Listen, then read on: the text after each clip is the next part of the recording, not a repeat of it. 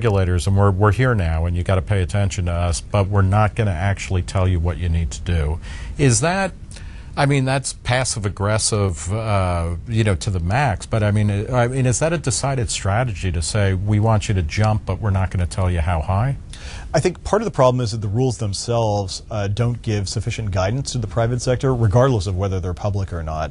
And part of the reason why I want them to be public soon, in advance of the vote, is that I think the American public, and particularly the people who'd be affected by it, deserve to see what regulations are going to be adopted before they're formally adopted. I mean, we will eventually get to read the document, but this question of the secrecy of the document, where somebody, I mean, it's maybe this is a bridge too far, but it's almost McCarthyite, where we've got these regulations and they're going to affect you and you'll get to read them eventually.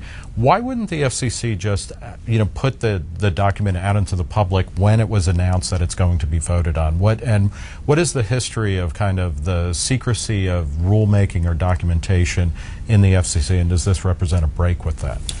Under the rules, only the chairman has the authority to disclose this document, and he has said both to Congress and to the public that he's not going to do so.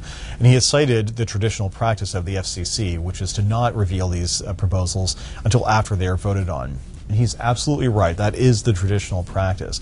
However, is that a good practice? Well, I think in this case it absolutely is not. If you look at how great the public interest is in this issue, the folks who've been advocating for net neutrality have told us repeatedly that the Internet is something unique among the FCC's responsibilities, that 4 million people have commented, that the President himself has made specific comments about it. And so I think if ever we were to make an exception to the traditional practice, this is it.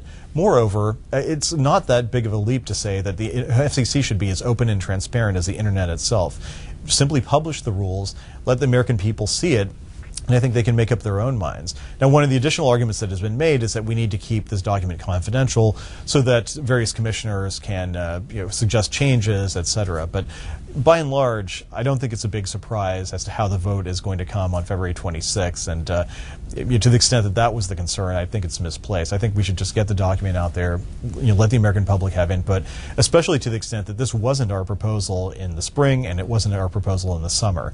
This came at the insistence, essentially, of the White House, which, as I said, to this day, is asking the FCC to implement the president's plan. What will the vote be? What's your prediction?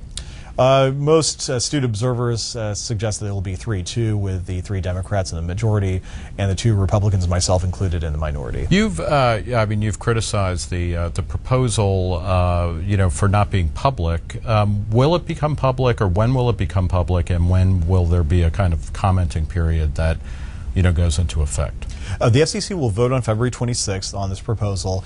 At that point, the document could be released at any time. Now, given the sheer breadth of this document, as well as what I would expect to be my dissent and at least one of my colleagues' dissents, then typically the majority takes time to respond to our arguments, and there's a back and forth between the majority and the minority. That takes, in some cases, weeks to iron out. So we could be well into March before this document gets out to the light of day. There's also a question of what happens next, because I'm assuming that all of the ISPs, or at least some, will sue to say this is another example of the FCC trying to assert authority or jurisdiction when it doesn't have any. That's a foregone conclusion. What does that suggest that they should have used the legislative, or that Congress is the person or is the body that should be writing these rules?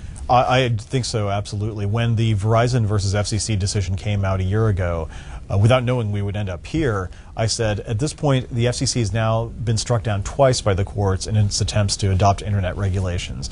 The time has come for us to seek congressional guidance. We are trying to fit what some consider to be a square peg of regulation into this round hole of the Communications Act, which, as you pointed out, is over 8 decades old. So what role did the White House play in enforcing this decision? I think the White House changed the landscape dramatically with the president's announcement shortly after the midterm elections that he wanted the FCC to adopt Title II regulations, and said, and it's still on his website, I asked the FCC to implement this plan. And now the FCC is technically an independent agency, right? It is, and always has been. Does that cross any lines, or and is it different? Is it a break with past protocols of the president kind of demanding certain things? It is a break in my experience. I've served under a number of different chairmen during administrations of Republican and Democratic affiliation. And I've never seen anything as high profile as this. There have been other examples of presidents weighing in with a letter or a phone call, that kind of thing. But splashy YouTube video, a website with very specific prescriptions as to what this agency should do, followed by the agency suddenly changing course from where it was to mimic the president's plan, I think suggests that the independence of the agency has been compromised to some extent.